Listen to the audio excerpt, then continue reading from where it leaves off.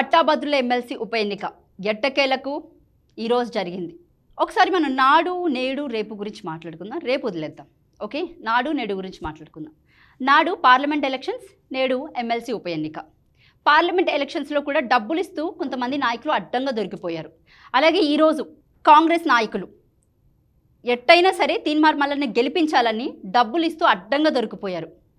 తెలంగాణ రాష్ట్రంలో అంటే బేసిక్గా తెలంగాణ రాష్ట్రం వచ్చిన తర్వాత చాలా వరకు కూడా అంటే గత ప్రభుత్వం విషయం పక్కన పెడితే ఈ ప్రభుత్వం గురించి మాట్లాడదాం. కాంగ్రెస్ ప్రభుత్వం వచ్చిన తర్వాత రౌడీల రాజ్యం, గూండాల రాజ్యంగానే కనబడుతుంది. మొన్నటికి మొన్న కొల్లాపూర్లో ఒక మర్డర్ జరిగింది.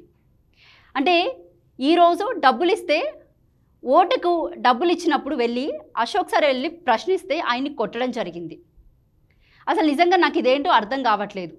సీరియస్గా చెప్పాలంటే ఈ దాడులేంటో, ఈ మర్డర్లేంటో, కొట్టుకోవడం ఏంటో, అలాగే ఎన్నికల్లో ఎట్టయినా గెలవాలని డబ్బులు పంచడం ఏంటో అస్సలు అర్థం కావట్లేదు.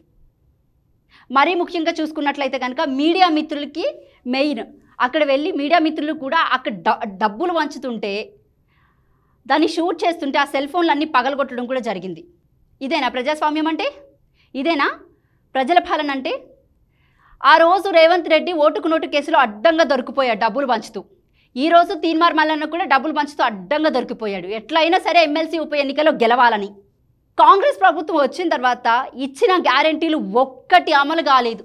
అన్నీ 420 హామీలే. వాళ్ళు అన్నట్టు వాళ్ళు చెప్పారు కదా 421 అని రాసుకున్నారు.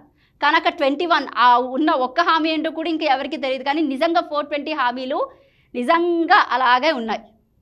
పైగా ఇలాంటివన్నీ ప్రశ్నించినప్పుడు సోషల్ మీడియాలో, మెయిన్ సోషల్ మీడియా వాళ్ళకి ఒక వార్నింగ్ కూడా పడింది రీసెంట్గా. ఏమని పడింది?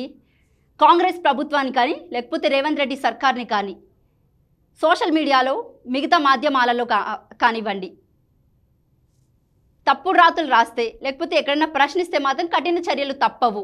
ఎందుకంటే ఫ్యూచర్లో ఇలాగ చర్యలు తీసుకోకపోతే మాత్రం ప్రభుత్వ మనుగడకు లేకపోతే రేవంత్ మనుగడకు చాలా కష్టం అవుతుంది అని చెప్పేసని, అంటే ఇలా ప్రశ్నించకూడదని ఇప్పటి నుంచే చర్యలు తీసుకుంటామని ఒక అలర్ట్ అయితే జారీ చేశారు.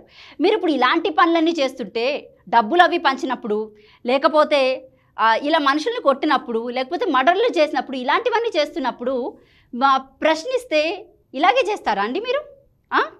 మళ్ళీ ఇలాంటివన్నీ నోటీసులన్నీ జారీ చేస్తారన్నమాట జనాలకి.